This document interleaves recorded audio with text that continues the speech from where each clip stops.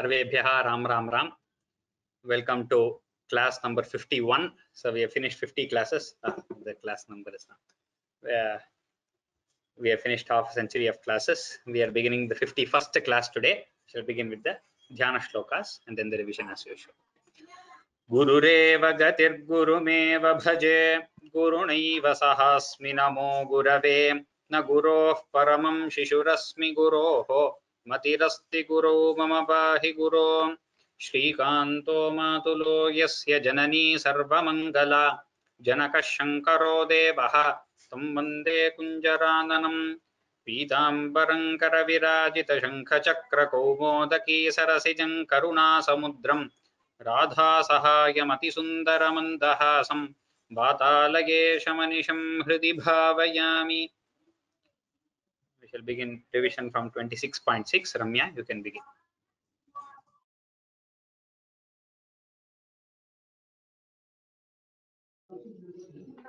त्वत्सेवाया वैभवात् दुर्निरोधं युध्यन्तं वत्सराणां सहस्रं प्राप्ते काले त्वत्पदैकाग्र्यसिद्ध्यै नक्राक्रान्तं हस्तिवर्यं यथास्त्वम् आर्तव्यक्तप्राप्तज्ञानभक्तिः शृण्वक्षिप्तैः कुण्डलीकैः समर्चन् पूर्वाभ्यस्तं निर्विशेषात्मनिष्ठम् स्तोत्रश्रेष्ठं सोन्नतादिपरात्मन् श्रुत्वा स्तोत्रं निर्गुणस्थं समस्तं ब्रह्मेशाद्यैर्नाहमित्यप्रयाते सर्वात्मा त्वं भूरिकारुण्यवेगात् साक्ष्यारूढः प्रेक्षितो भूपुरस्तात् हस्तेन्द्रं तं हस्तपद्मेन धृत्वा चक्रेण त्वं नक्रवर्यं व्यधारयि गन्धर्वेऽस्मिन् मुक्तशापे सहस्ते त्वत्सारूप्यं प्राप्य दीप्यते स्म एतद्वृत्तं त्वां च मां च प्रजेयः गायेत् सोऽयं भूयसे श्रेयसे स्यात् इत्युक्त्वैनं तेन सार्धं गतस्त्वं धिष्ण्यं विष्णो पाहि वातालयेशः इति श्रीमन्नारायणीये गजेन्द्रमोक्षं नाम षड्विंशतितमं दशकं समाप्तम् नारायणाखिल गुरो भगवन् नमस्ते दुर्वासासुरवनिताप्तदिव्यमाल्यं शक्राय स्वयमुपदाय तत्र भूयः नागेन्द्रप्रतिहृदिते शशापशक्रम् काक्षान्तिस्त्वरितरदेवतांशजानाः शापेन प्रथितर्जयेथ निर्जरेन्द्रे देवेष्वप्यसुरजितेषु निष्प्रभेषु शर्वाद्राः कमलजमीत्य सर्वदेवाः निर्वाणप्रभवसमं भवन्तमापुः. Next shloka, Rishita. ब्रह्माद्यैस्तुतमहिमा चिरन्तदानीं प्रादुष्यन् वरदपुरः परेण धाम्ना हे देवादितिजकुलैर्विधाय सन्धिं पीयूषं परिमथतेति पर्यशास्त्वम् सन्धानं कृतवति दानवैः सुरौघे मन्थानन्नयति मदेन मन्दराद्रिम् भ्रष्टेऽस्मिन् बदरमिवोद्वहन् खगेन्द्रे सद्यस्त्वं विनिहितवान् पयः पयोधौ आधाय द्रुतमथवा सुकिं वरत्रां पाथोधौ विनिहित सर्वबीजजाले प्रारब्धे मथन विधौ सुरासुरैस्तैः व्याजात्वं भुजगमुखे करोऽसुरारीन् क्षुब्धाद्रौ क्षुभितजलोदरे तदानीं दुग्धाब्धौ गुरुतरभारतो निमग्ने देवेषु व्यथिततमेषु तत्प्रियैषी प्राणैषीः कमठतनुं कठोरपृष्ठाम् वज्रात् स्थिरतरकर्परेण विष्णो विस्तारात् परिगतलक्षयोजनेन अम्भोधेः कुहरगतेन वर्ष्मणा त्वं निर्मग्नं क्षितिधरनाथमुन्निनेथ उन्मग्ने झटिति तदा धराधरेन्द्रे निर्मेथुर्दृढमिह सम्मदेन सर्वे आविश्यद्वितयगणेऽपि सर्पराजे वैवश्यं परिशमयन्न विवृधस्तान्. Very good. Now we'll go to new shloka, 9th one. Rishita, repeat after me. Yeah. Uddama Uddama Uddama Brahmanajava Brahmanajava Brahmanajava Unnamat Unnamat Unnamat Girindra Girindra Girindra Nyastaika Nyastaika Nyastaika Sthiratara Sthiratara Sthiratara Hastapankajam Hastapankajam Hastapankajam Tvam Tvam Tvam Abhrante Abhrante Abhrante Vidhigirisha Vidhigirisha Vidhigirisha Adayaha Adayaha Adayaha Pramodat Pramodat Pramodat Udbhrantaha Udbhrantaha Udbhrantaha Nunuvuhu Nunuvuhu Nunuvuhu Upatta Upatta Upatta Pushpavarshaha Pushpavarshaha Pushpavarshaha Uddama Brahmana Uddama Brahmana Uddama Brahmana Javonnamat Javonnamat Javonnamat Girindranyasta Girindranyasta Girindranyasta Ekasthiratara Ekasthiratara Ekasthiratara Hastapankajantvam Hastapankajantvam Hastapankajantvam Abhrante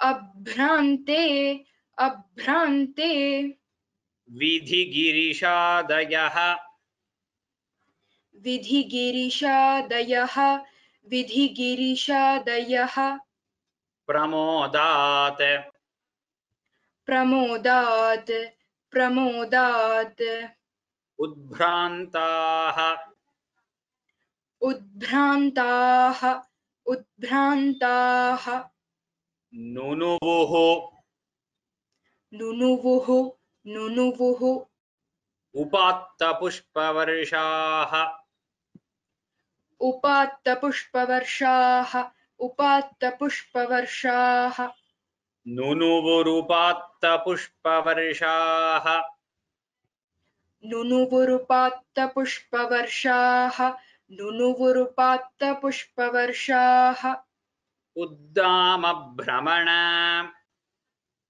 उद्दामभ्रमण उद्दामभ्रमण जवोन्नमद्गिरीन्द्र जवोन्नमद्गिरीन्द्र जवोन्नमद्गिरीन्द्र उद्दामभ्रमण जवोन्नमद्गिरीन्द्र उद्दामभ्रमणजवोन्नमद्गिरीन्द्र उद्दामभ्रमणजवोन्नमद्गिरीन्द्र न्यस्तैकस्थिरतर न्यस्तैकस्थिरतर न्यस्तैकस्थिरतर हस्तपङ्कजं त्वाम् हस्तपङ्कजं त्वां हस्तपङ्कजं त्वां न्यस्तैकस्थिरतर हस्तपङ्कजं त्वाम् न्यस्तैकस्थिरतर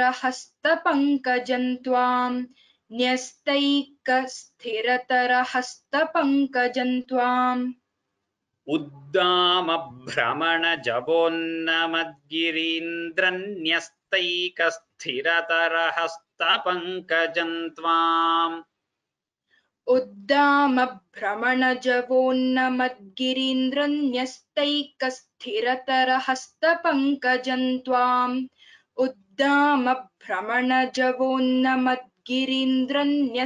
उद्दामभ्रमणजवोन्नमद्गिरीन्द्रन्यस्तैकस्थिरतर हस्तपङ्कजं त्वाम् अभ्रान्ते विधिगिरिशादयः प्रमोदात् अभ्रान्ते विधिगिरिशादयः प्रमोदात् अभ्रान्ते विधिगिरिशादयः प्रमोदात् उद्भ्रान्ता नुनुवुरुपात्तपुष्पवर्षाः उद्भ्रान्ता नुनुवुरुपात्तपुष्पवर्षाः उद्भ्रान्ता नुनुवुरुपात्तपुष्पवर्षाः Read the whole shloka twice. उद्दामभ्रमणजवोन्नमद्गिरीन्द्रन्यस्तैकस्थिरतर हस्तपङ्कजं त्वाम् अभ्रान्ते विधिगिरिशादयः प्रमोदात् उद्भ्रान्ता नुनुवुरुपात्तपुष्पवर्षाः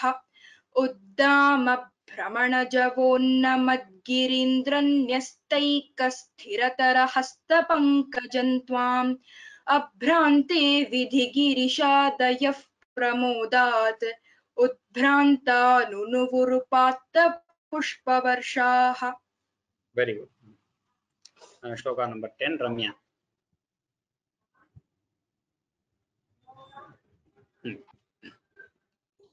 दैत्योघे दैत्योघे भुजगमुख भुजगमुख अनिलेन तप्ते अनिलेन तप्ते तेनैव तेनैव त्रिदशकुलेऽपि त्रिदशकुलेऽपि किञ्चिदार्ते किञ्चिदार्ते कारुण्यात् कारुण्यात् तव किल देव तव किल देव वारिवाहाः वारिवाः प्रावर्षन् प्रावर्षन् अमरगणान् अमरगणान् न दैत्यसङ्घान् न दैत्यसंघान् न दैत्यसंघान् दैत्यौघे दैत्यौघे दैत्यौघे भुजगमुखानिलेन भुजगमुखानिलेन भुजगमुखानिलेन तप्ते तप्ते तप्ते दैत्यौघे भुजगमुखानिलेन तप्ते दैत्यौघे भुजगमुखानिलेन तप्ते दैत्यौघे भुजगमुखानिलेन तप्ते तेनैव त्रिदशकुले तेनैव त्रिदशकुले तेनैव त्रिदशकुले अपि किञ्चिदार्ते अपि किञ्चिदार्थे अपि किञ्चिदार्थे तेनैव त्रिदशकुलेऽपि किञ्चिदार्ते तेनैव त्रिदशकुलेऽपि किञ्चिदार्थे तेनैव त्रिदशकुलेऽपि किञ्चिदार्थे कारुण्यात् तव किल कारुण्यात्तव किल कारुण्यात्तव किल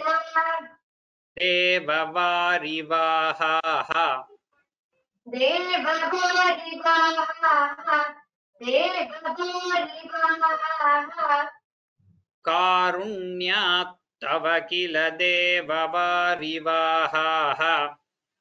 कारुण्यात्तव किल देववारिवाहाः कारुण्यात्तव किल देववारिवाहाः प्रावर्षन्नमरगणान्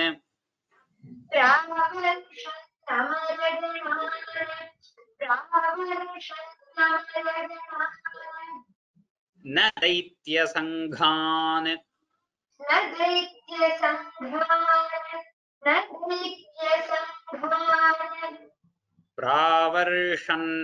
प्रावर्षन्नमरगणान्न दैत्यसङ्घान्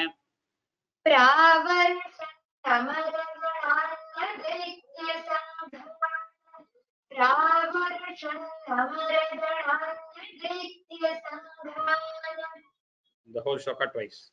दैत्यौघे भुजगमुखानि तेनैव त्रिदशकुलेऽपि किञ्चिदार्थे किञ्चिदार्थे कारुण्यात्तव किल देववारिवाहाः प्रावर्षन्नमरगणान् दैत्यसङ्घान् दैत्यौघे भुजगमुखानि तेनैव त्रिदशकुलेऽपि किञ्चिदार्थे कारुण्यात्तव किल देववारिवाहाः प्रावर्षन्नमरगणान् दैत्यसङ्घान् Okay, good. These two shlokas here, in the previous shloka, this Uddama that you see, a lot of generally I have seen that Uddama is two das, that is two Alpa Prana da. It is just da and da. There is no Mahaprana there. You should not say Uddama. It is Uddama. Sushita also told correctly, and listen to the recording properly. It is Uddama. There is a stress there because there are two das, but there is no Mahaprana. It is not Uddama. It is Uddama. Okay, so be concentrate there, because I have seen many people think this also looks close to the letter Dha in Devanagari, so that also gets into confusion. It is not to be read as Dha, it is Da, double Da, that's all, Alpa Prana. Similarly, here I already told this before, Varivaha, this Visarga is important. Many of you leave out the Visarga. Don't say Varivaha and then end the line like that. Let your breath out for the Visarga, Varivaha. That's how you have to say it. Okay. Next, Arjun.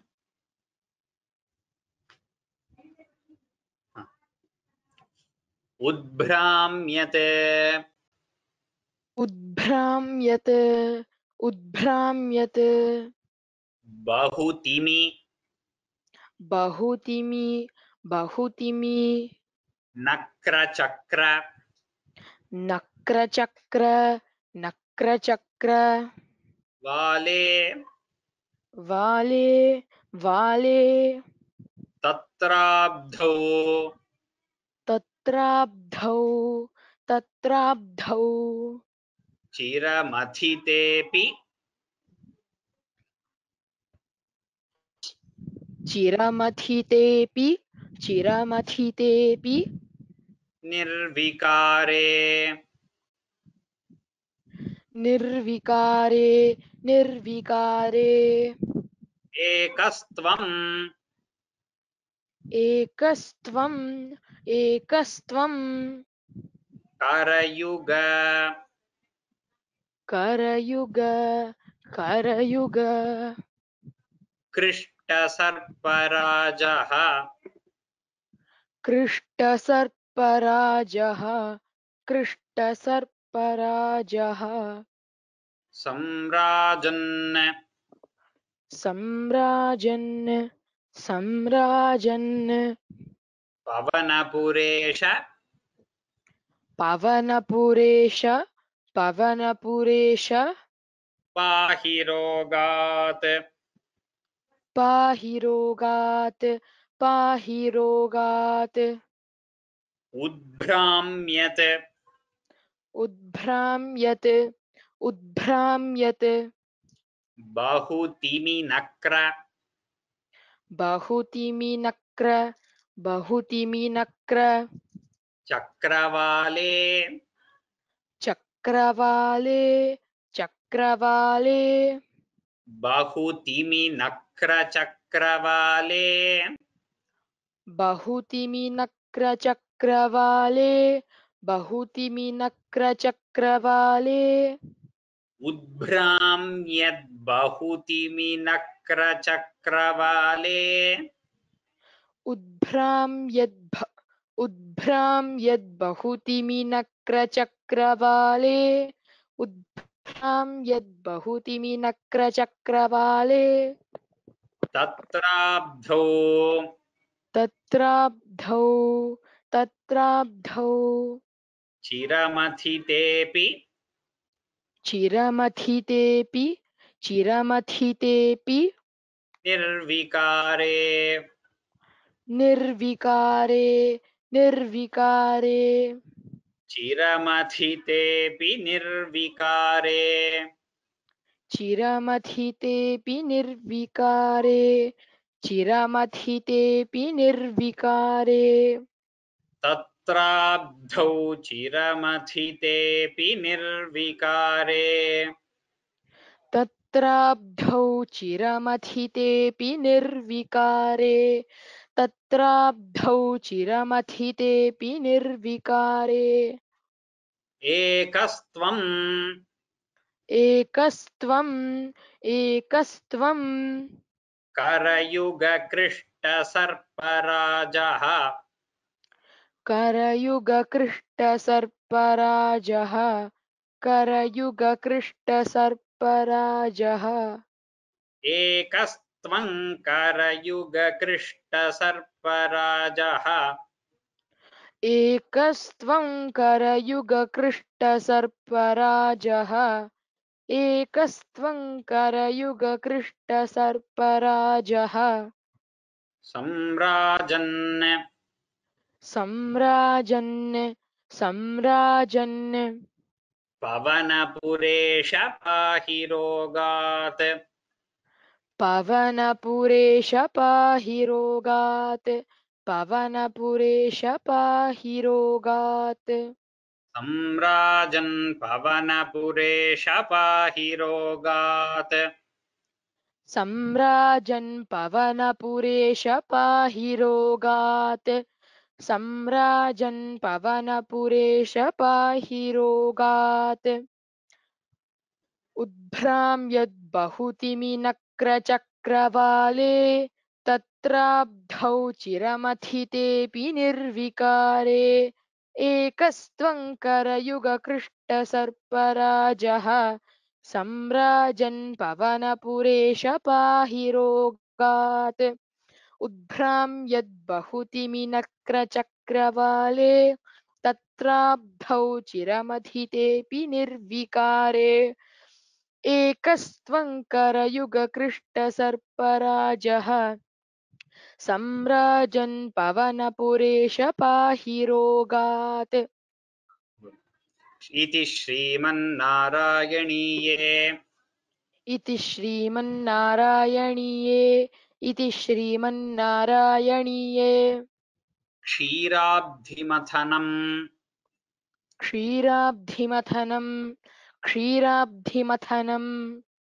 तथा कूर्मावतारञ्चेति तथा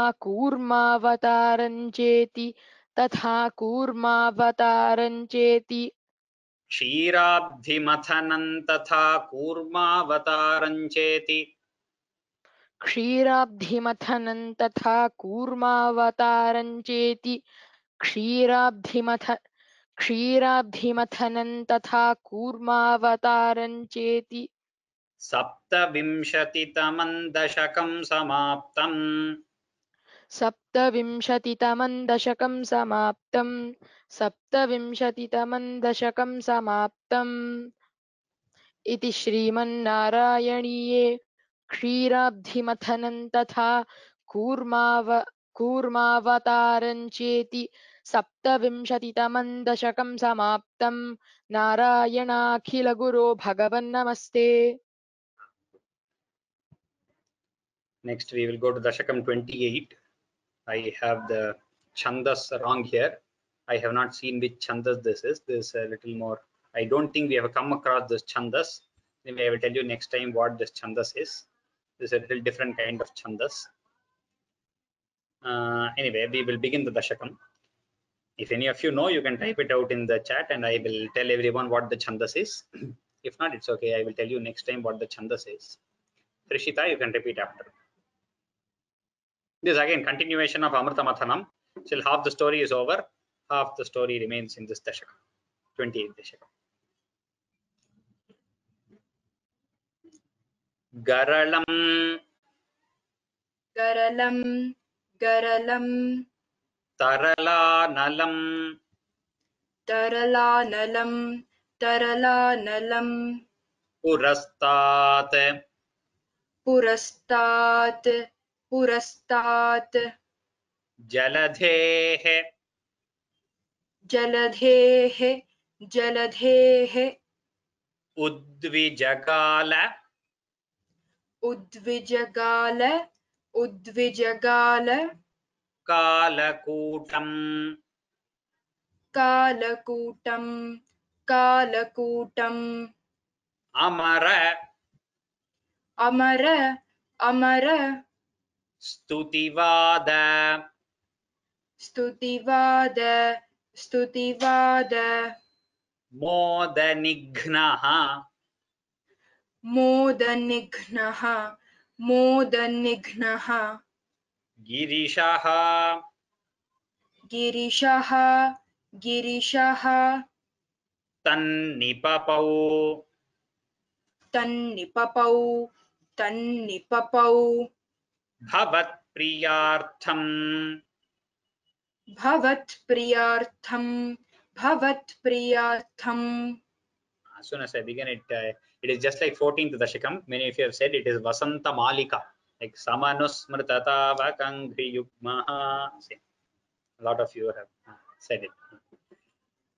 Garalam Taralanalam Garalantaralanalam, Garalantaralanalam, Purastat Purastat, Purastat, Jaladhe Jaladhehe, Jaladhehe, Udvijagala Udvijagala, Udvijagala, Jaladherudvijagala Jaladherudvijagala, Jaladherudvijagala, Kalakutam कालकूटम् अमरस्तुति अमरस्तुति वादमोदनिघ्नः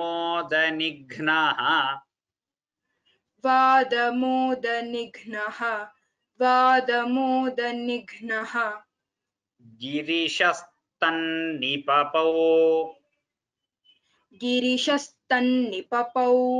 गिरिशस्तन्निपपौ भवत्प्रियार्थं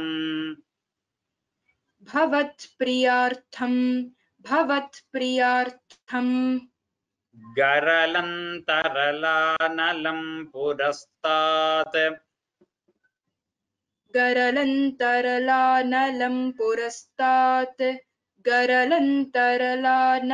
पुरस्तात् जलधेरुद्विजगालकालकूटम्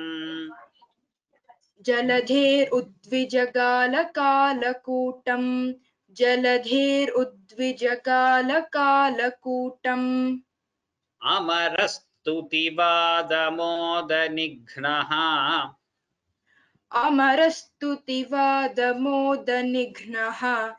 अमरस्तुतिवादमोदनिघ्नः गिरिशस्तन्निपपौ भवत्प्रियार्थम्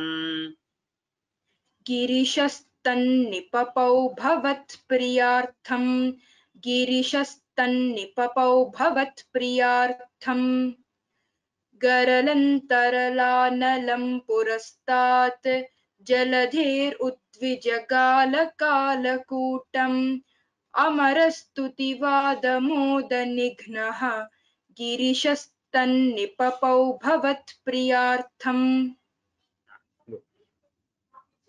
Okay, tell it once more. गरलन्तरलानलं पुरस्तात् जलधेरुद्विजगालकालकूटम् अमरस्तुतिवादमो You are kind of giving a pause at Jaladher and Udvijagala. It is two words, Jaladher, Udvijagala. But when telling together, tell it Jaladher, Udvi.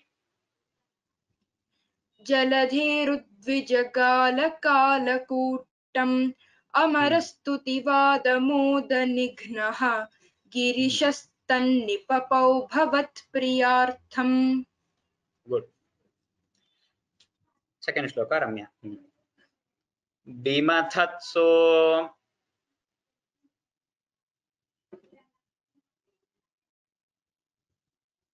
Ramya.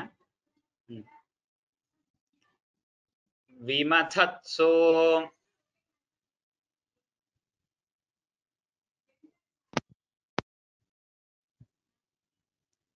विमथत्सु once more. विमथत्सु Surasuresho सुरासुरेषु सुरासुरेषु Jataha Jata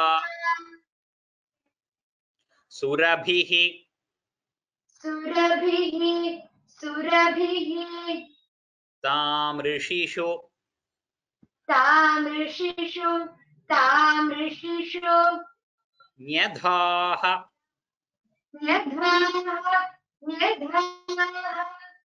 Tridhaman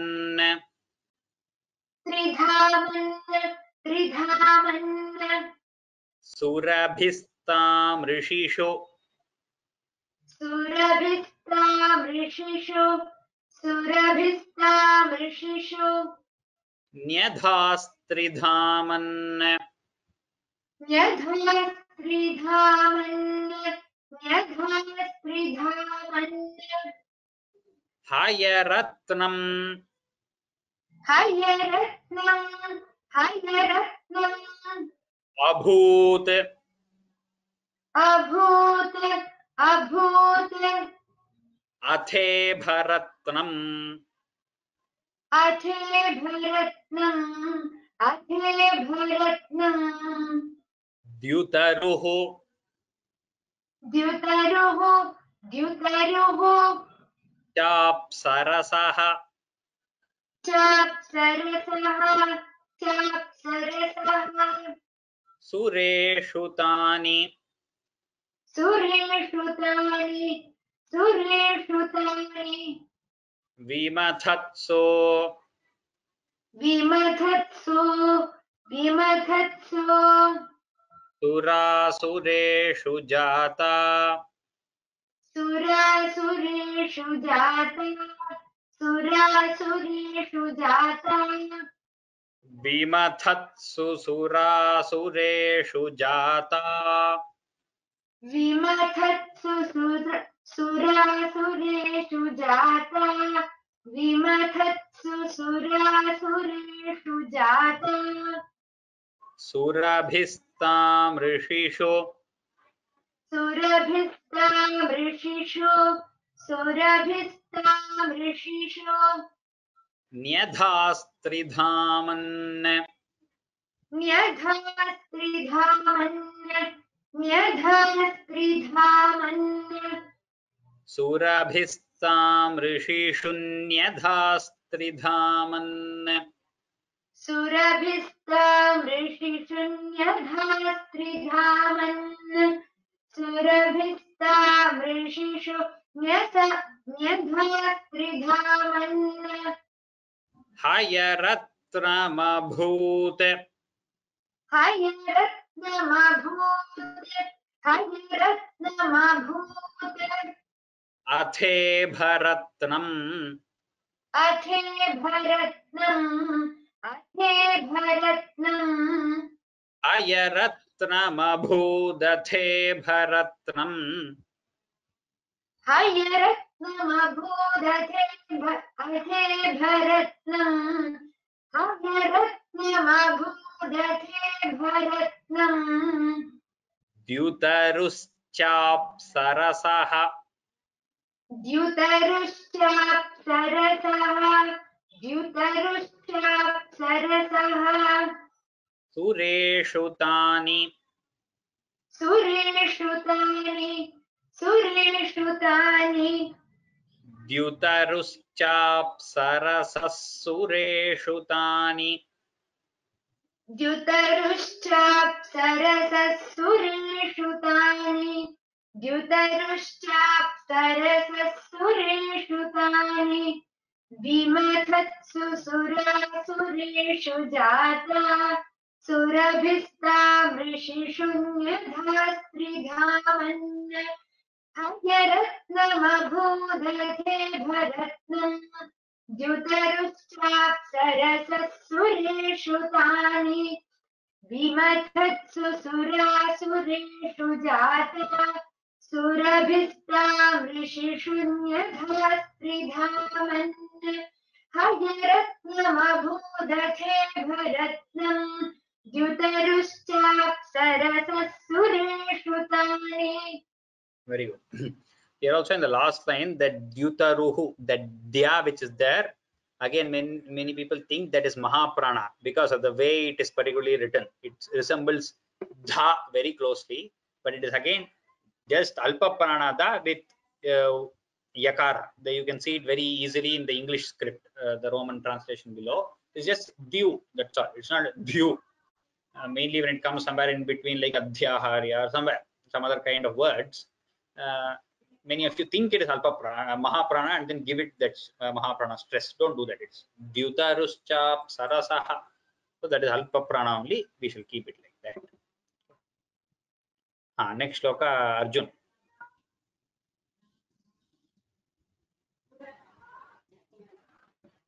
28 shloka 2, you want repetition? It is not that difficult. It is just some very similar this thing somebody has said. You want to repeat it. Whenever I come again, we will see that.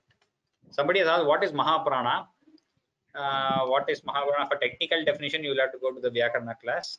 Just as if you know any script other than Tamil, then it is Ka, Kha, Ga, Gha.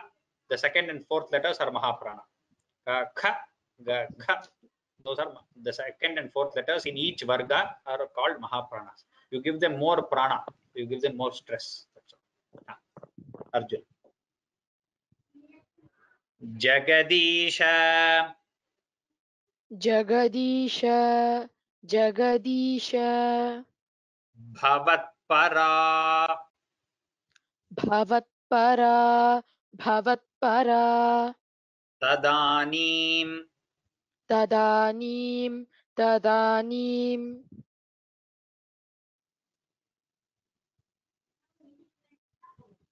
कमनीया कमनीया कमनीया कमला कमला कमला बभूव देवी बभूवी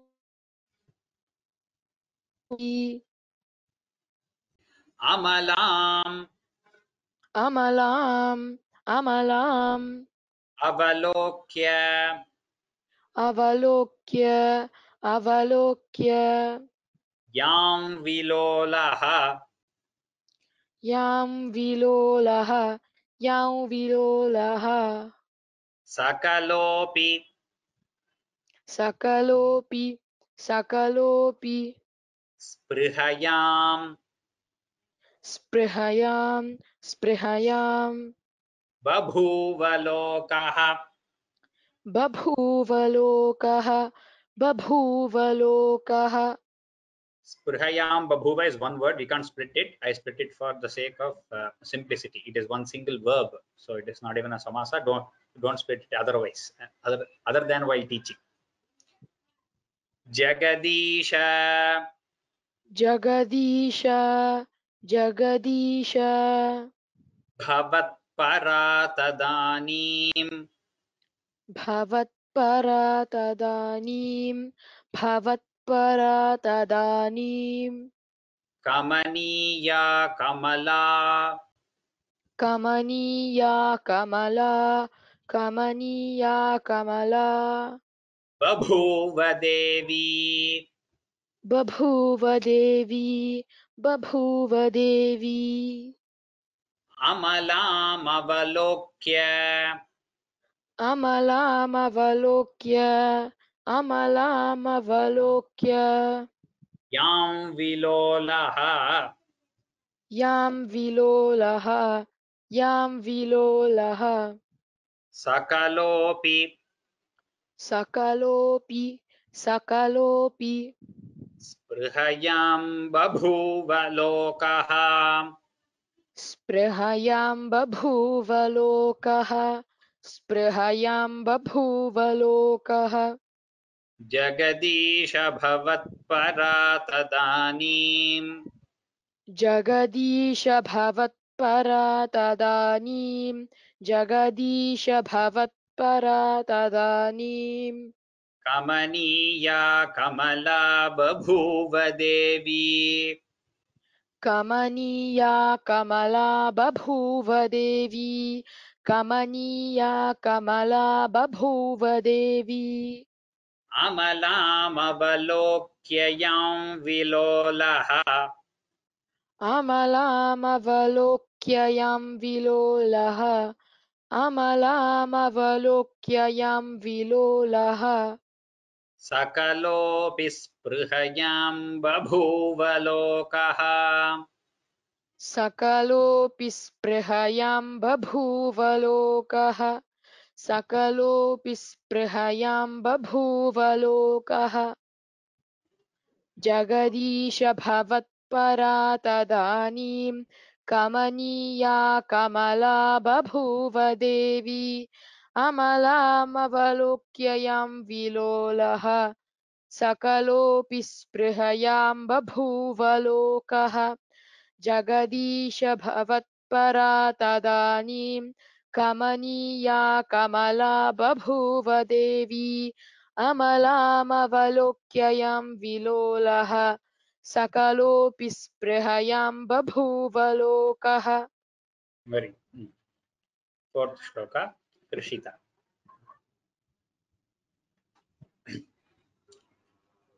त्वयि दत्त हृदे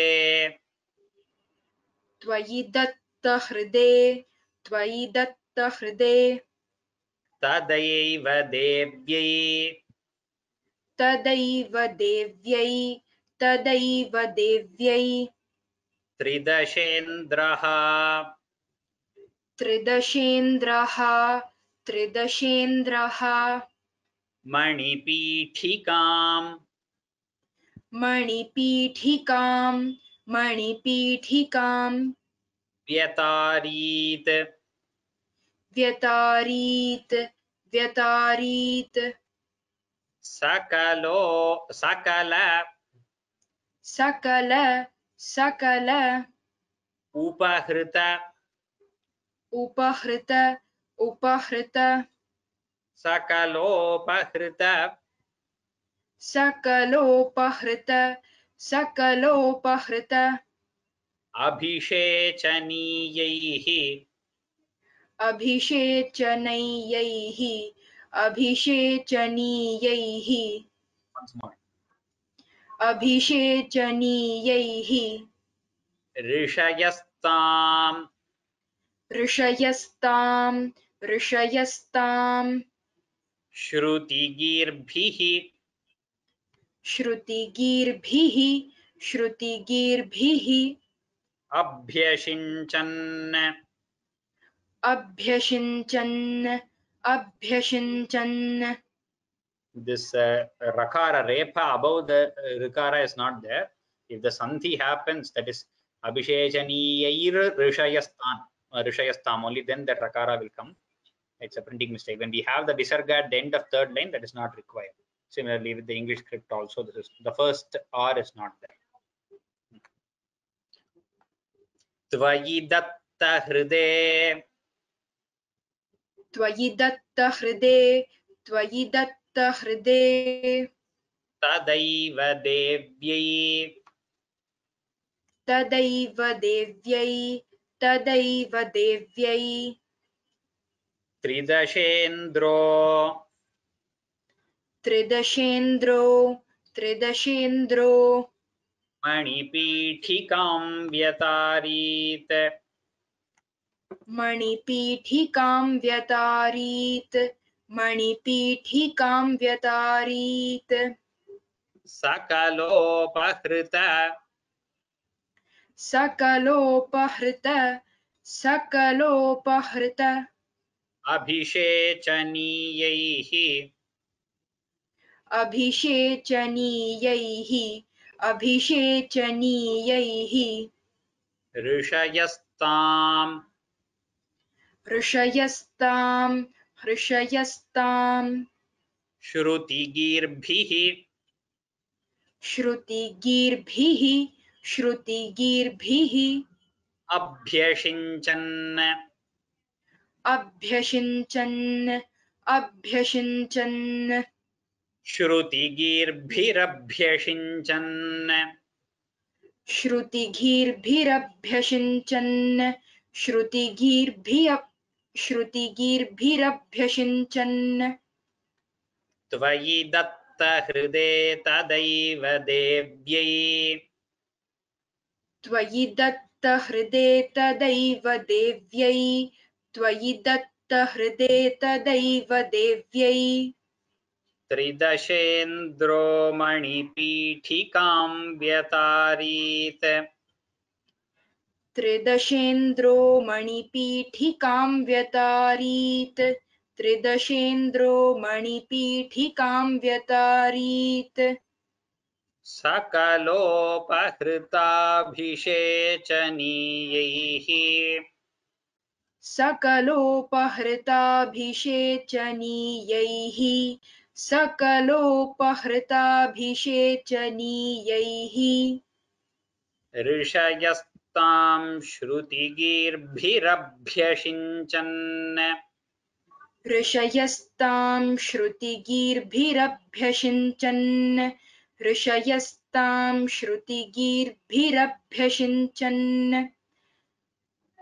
त्वयि दत्तहृदे तदैव देव्यै त्रिदशेन्द्रो मणिपीठिकां व्यतारीत् सकलोऽपि हृताभिषेचनीयै not sakalopi सकलोपहृताभिषेचनीयैः ऋषयस्तां श्रुतिगीर्भिरभ्यषिञ्चन् त्वयि दत्तहृदे तदैव देव्यै त्रिदशेन्द्रो मणिपीठिकां व्यतारीत् सकलोपहृताभिषेचनीयैः ऋषयस्तां श्रुतिगीर्भिरभ्यषिञ्चन्. Good. Do one more shloka. Ramya.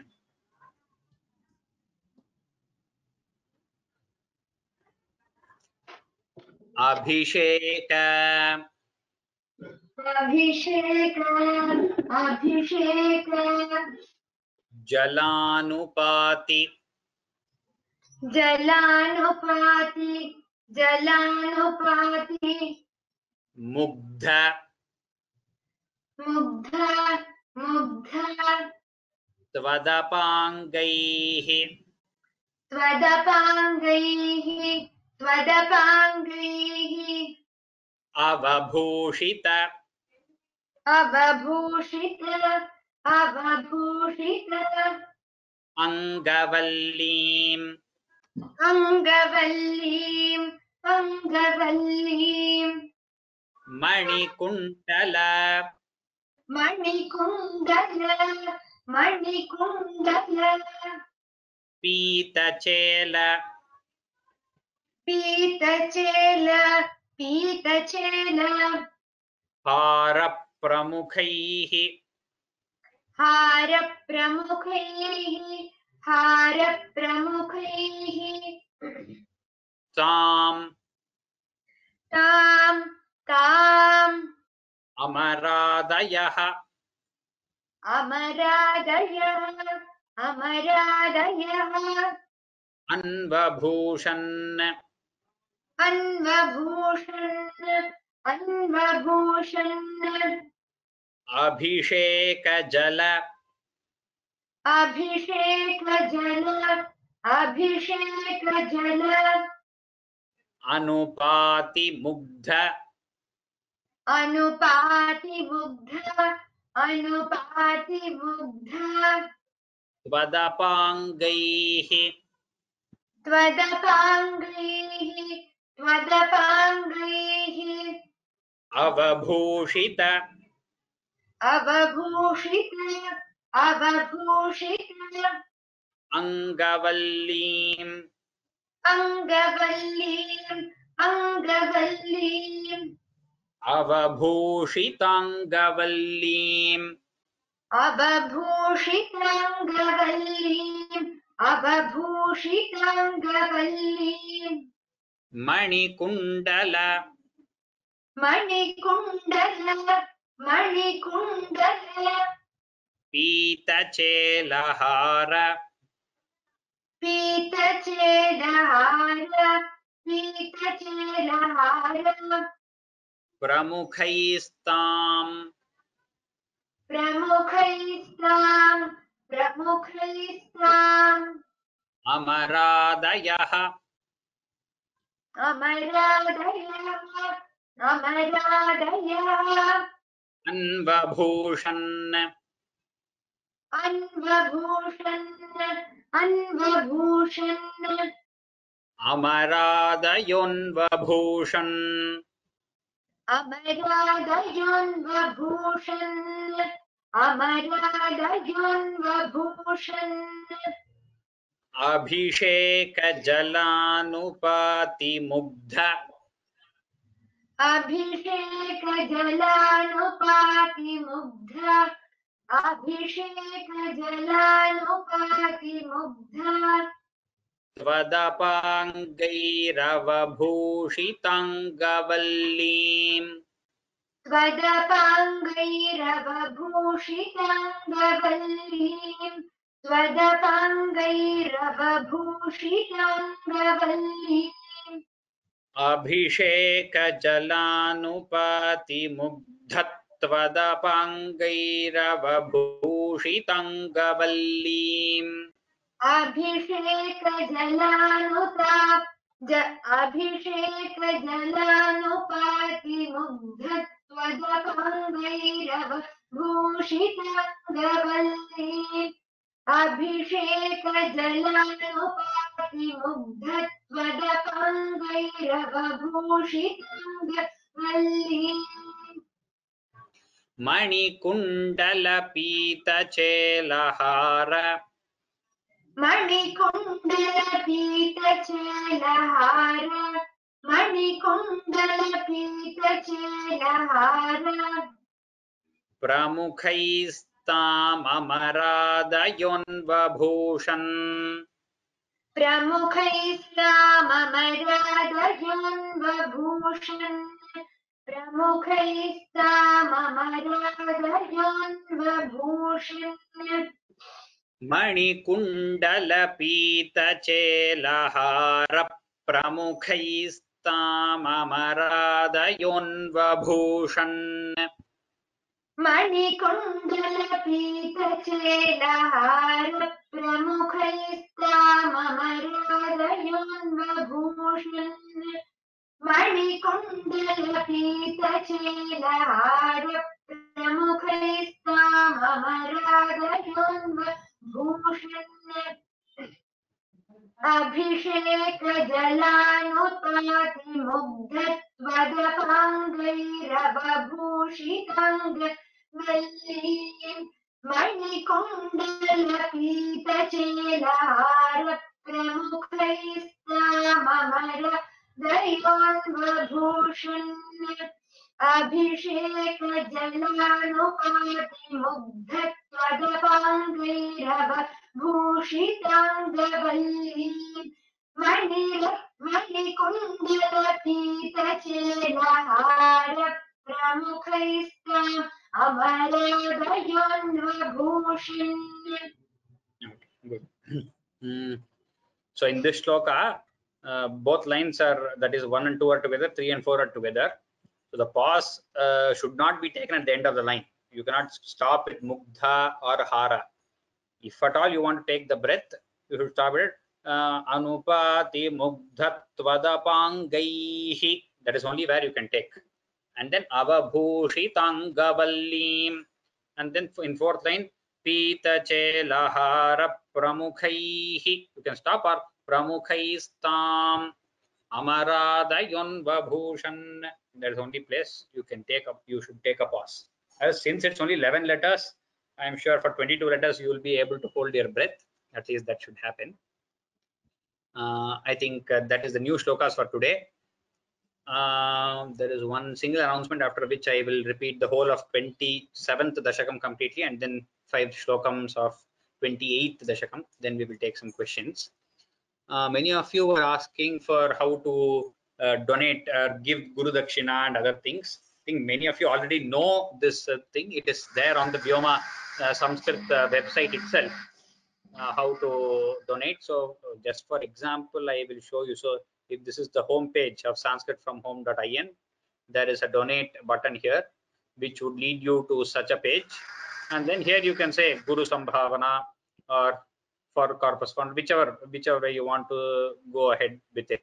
And then you can say many other things are there. Whatever is required, it's all there. And for people from US, there's also a different website, vyomausa.org. The tax benefits will be depending on that. So since many of you had mailed, I just wanted to show you. The classes anyway remain free. There is only voluntary donation. So donate if you want to. Now I shall get back and finish these shlokas of 27th dashakam. I will decide completely now, and then just 28th full 5 shlokas. Atha saptavimshatitamam dashakam durvasasuravanitapta divyamalyam shakraya swayamupadaaya tatra bhuyah nagendra pratimridite shashapashakram काक्षान्तिस्त्वदितरदेवतांशजानां शापेन प्रथितजरेथ निर्जरेन्द्रे देवेष्वप्यसुरजितेषु निष्प्रभेषु शर्वाद्याः कमलजमेत्य सर्वदेवाः निर्वाणप्रभवसमं भवन्तमापुः ब्रह्माद्यैस्तुतमहिमाचिरन्तदानीं प्रादुष्यन् वरदपुरः परेण धाम्ना हे देवादितिजकुलैर्विधाय सन्धिं पीयूषं परिमथतेति पर्यशास्त्वम् सन्धानं कृतवति दानवैः सुरौघे मन्थानन्दयति मदेन मन्दराद्रिम् भ्रष्टेऽस्मिन् बदरमिवोद्वहन् खगेन्द्रे सद्यस्त्वं विनिहितवान् पयः पयोधौ आधाय द्रुतमथवा सुकिम्बरत्रां पाथोधौ विनिहित सर्वबीजजाले प्रारब्धे मथन विधौ सुरासुरैस्तैः व्याजात्वं भुजगमुखे करोस्सुरारीन् क्षुब्धाद्रौ क्षुभितजलोदरे तदानीं दुग्धाब्धौ गुरुतरभारतो निमग्ने देवेषु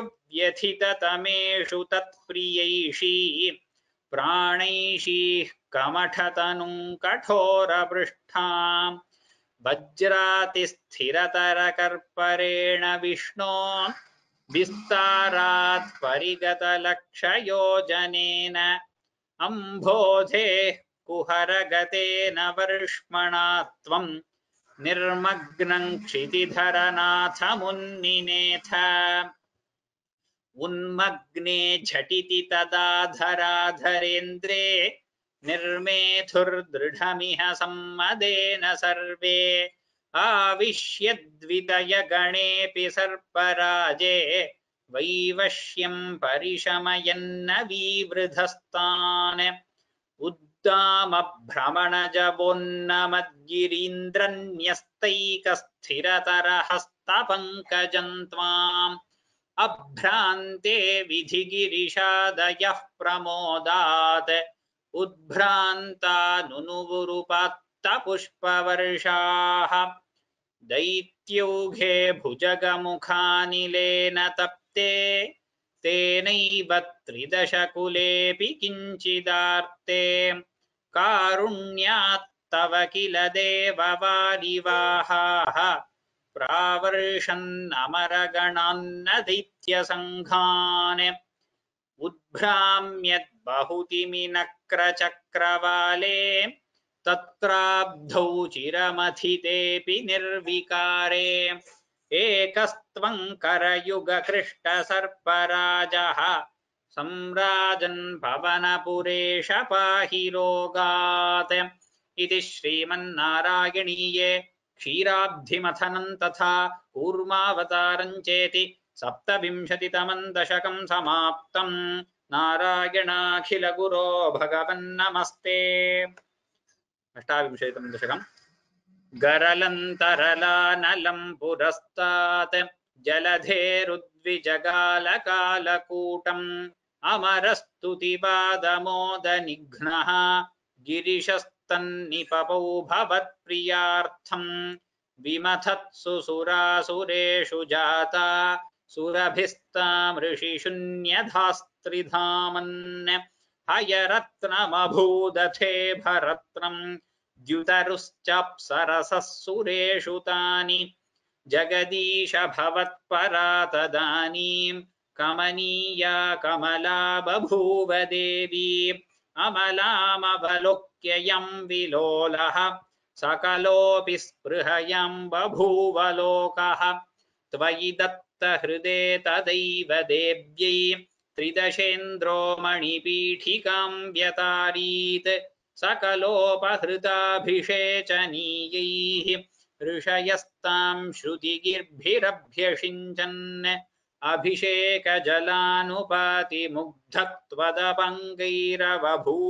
अभिषेकजलानुपातिमुग्धत्वदपङ्गैरवभूषिताङ्गवल्लीं मणिकुण्डलपीतचेलहारप्रमुखैस्ताममरादयोन्बभूषन्। I think that is the end of today's this thing. We will take some questions. Any of you have questions, you can raise your hand. Then if time permits, I will take some recitation. I have to travel today, so let's see if recitation is possible.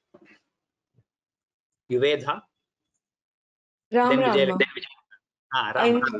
In Dashakam 28, Shloka 4, the last line, I'm having the Prapati script. So it says Rishayastam instead of Rishayastam. No, Rishayaha will never come. Rishayaha is the plural. Rishayastam is wrong. Okay, so okay. If the yakara has a dirgha, it is wrong. Okay. And last week's recording hasn't been uploaded. Oh, it has been. I forgot to put it in the playlist. Somebody sent a mail. It is there on YouTube. It was uploaded on Saturday night itself. Or even Okay. Sunday. I forgot to put it in the playlist, so it is separately on the Vyoma. I'll link it.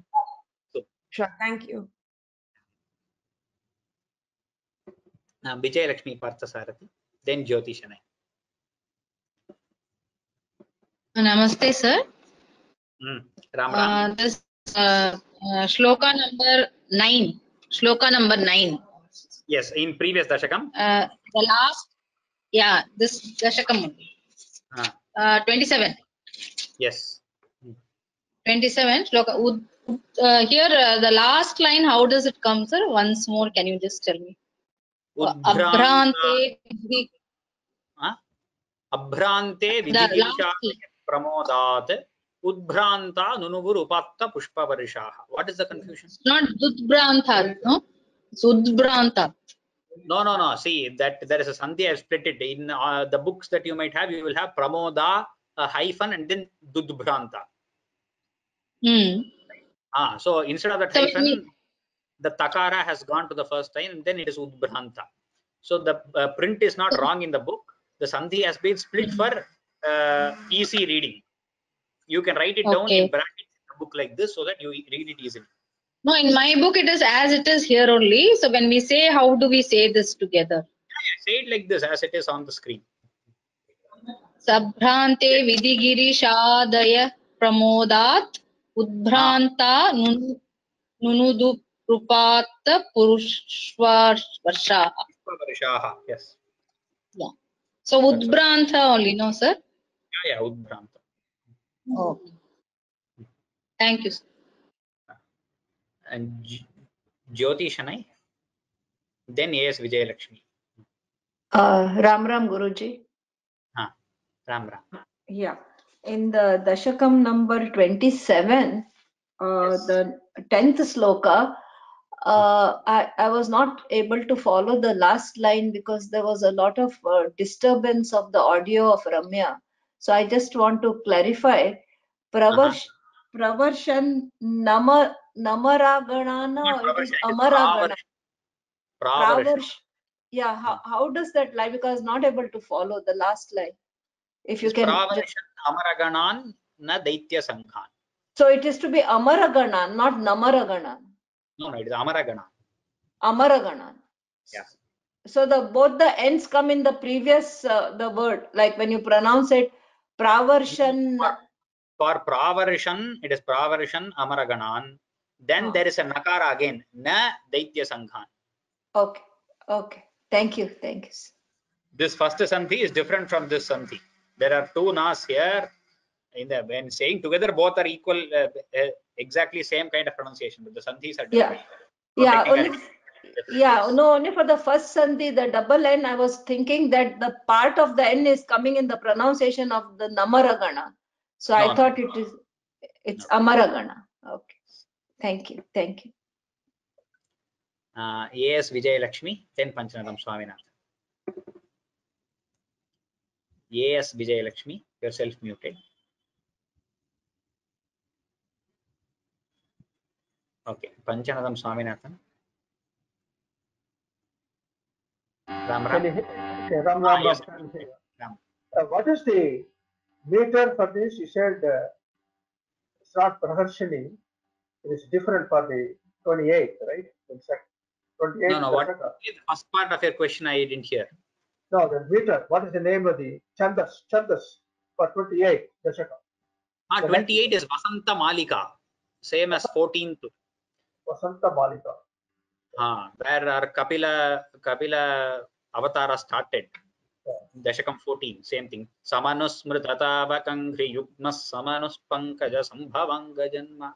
Same kind of. It will be same like chariot going, right? Sounds No, like that is Rathodhata is different. That is a little more different. Fourth one is Kalyatam Mama Gurushvata Batim. Though both are exact, technically they are not the same. This is Vasanta Malika and that is Rathodhata. but the number of letters are the same. Number of letters are same. Both are 11 letters in each pada, but the technicality, that is the Guru Laghu and all, are not the same. There are very slight difference you will see if you write. But they are very kind of close, because when we recited this, I remember that.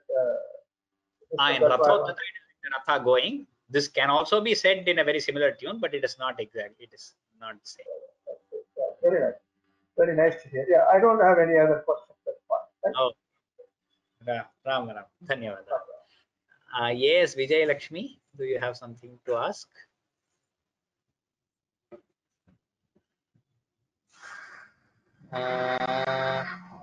Is it Mukta or Mugdha? I think here in some that this shloka someone asked.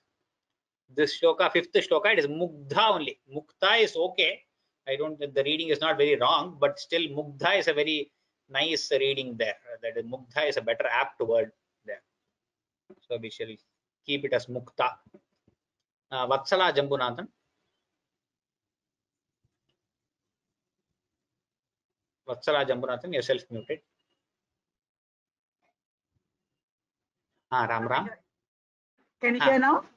Yeah, I can. Sloka number 28, first one. Karalam Tarala Taranalam. The last line. Amarastu Divada Moda the Nikno. Isha Girisha or only Girisha and Girisha Stanit. The last line of that. How do you pronounce it? Last line. What is the question you're asking?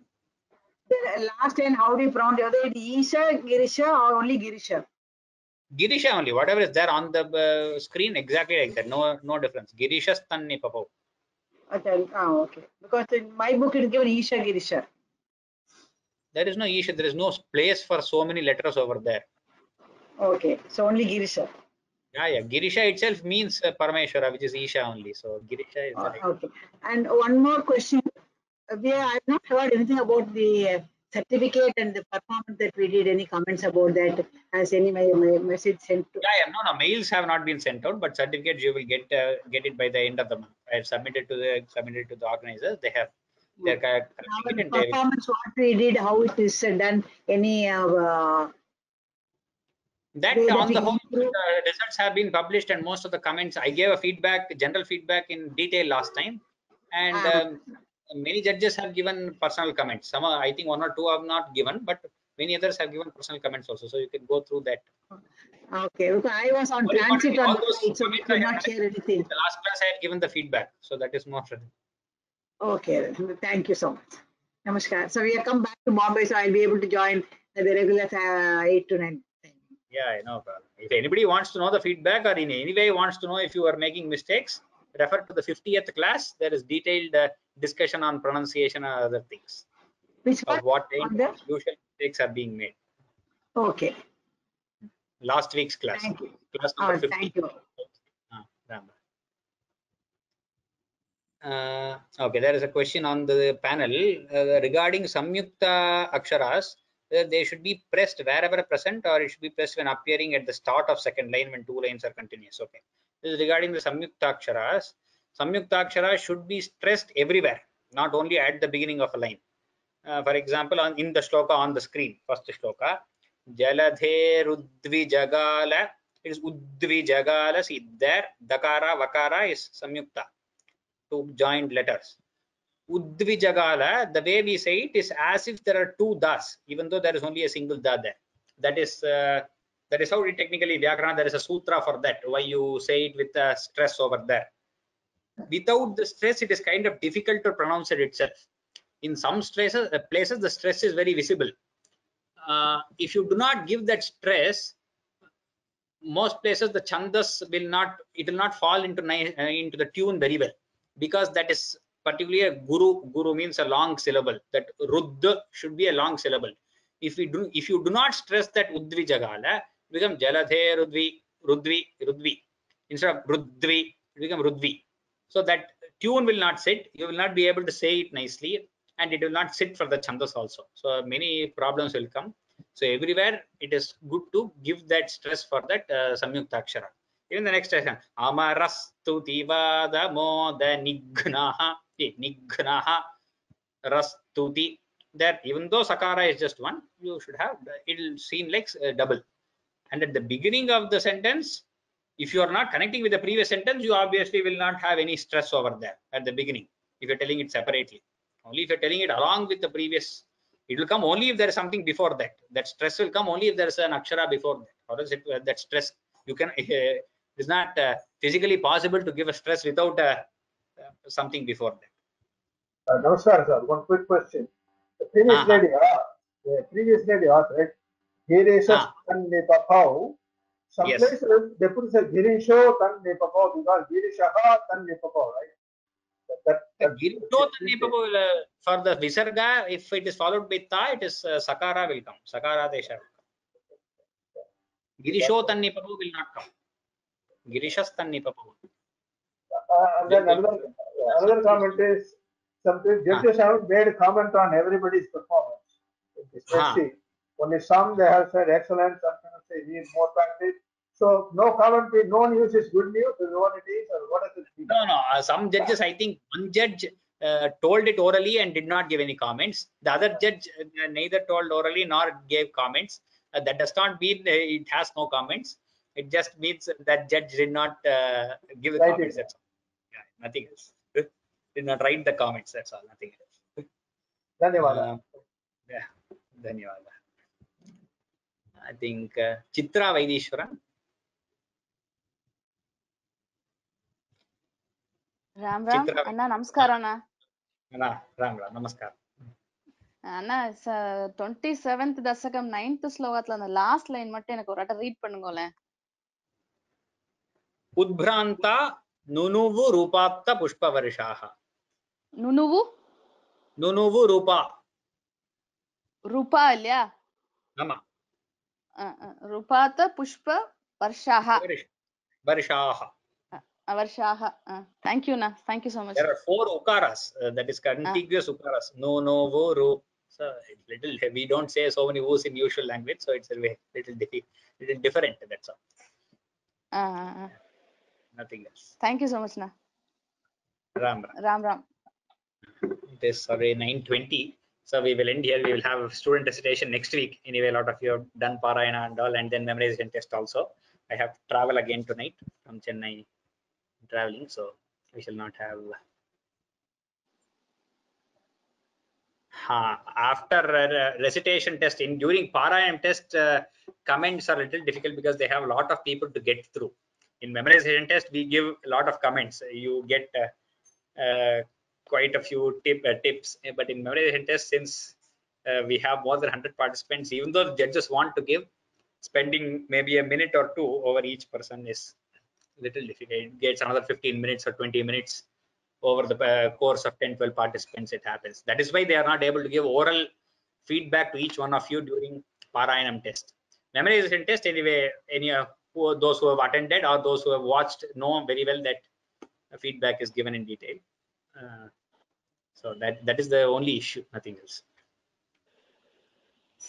Ram Sarvebhya. Ram Sarvebhya. Shubharatrihi. Agrima Saptahe Drakshyamah Shaniwasare. Same time, 8 o'clock we will see.